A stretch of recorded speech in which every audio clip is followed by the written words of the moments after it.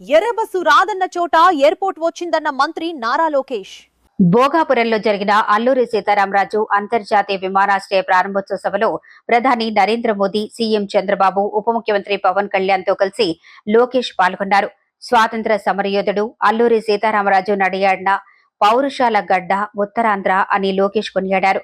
ఇది కేవలం ఒక విమానాశ్రయ ప్రారంభోత్సవం కాదని, ప్రధాని మోదీ వికసిత్ భారత్, సీఎం చంద్రబాబు విజన్ కలిసిన సుదినమని చెప్పారు. ఉత్తరాంధ్ర దశ దిశ మారే రోజని అభివర్ణించారు. ఎర్ర బస్సు రాని ఊరికి ఎయిర్పోర్ట్ అవసరమా అని కొంతమంది అన్నారు. ఉత్తరాంధ్రాని తక్కువ చూశారు, ఉత్తరాంధ్ర ప్రజల్ని అవమానించారు. వాళ్ళకి నేను ఈరోజు సమాధానం చెప్తున్నాను.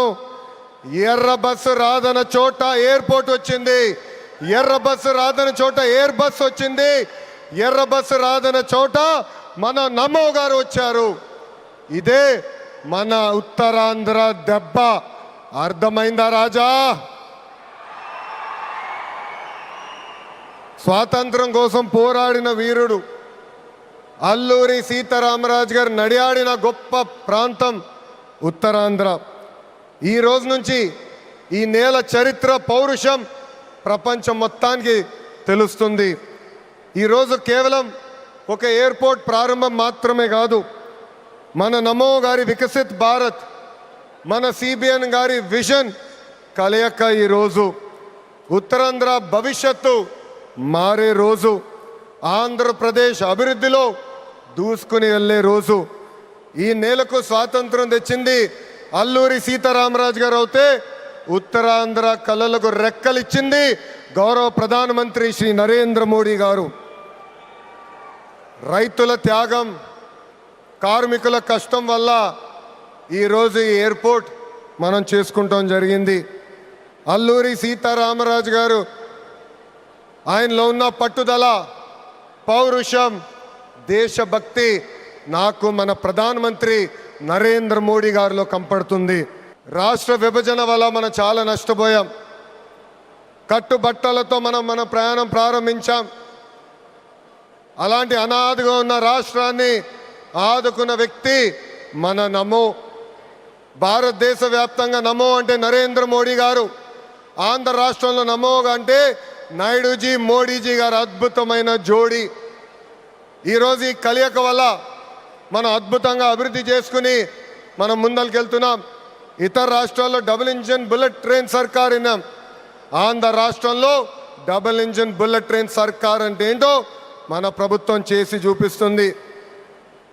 మనందరం ఇక్కడ గుర్తుపెట్టుకోవాలి, అనేక ఇబ్బందులు ఉన్నాయి, అయినా కూడా ఈరోజు మనం నడవగలుగుతున్నామంటే దానికి కారణం మన నమో ఇస్తున్న సహకారం.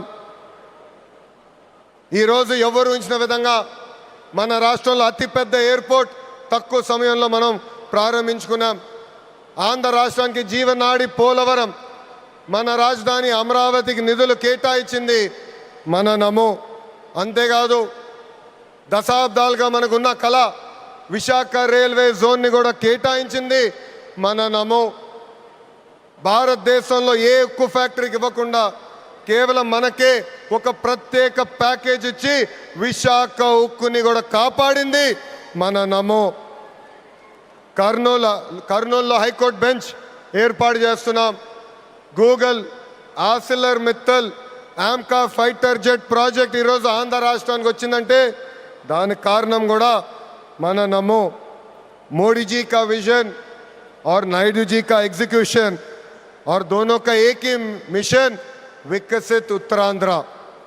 ఒక పక్కన మోడీజీ భారతదేశాన్ని ముందలు తీసుకెళ్తుంటే ఇంకో పక్కన గౌరవ ముఖ్యమంత్రి చంద్రబాబు నాయుడు గారు ఆంధ్ర రాష్ట్రాన్ని అద్భుతంగా అభివృద్ధి పదంలో పెట్టారు.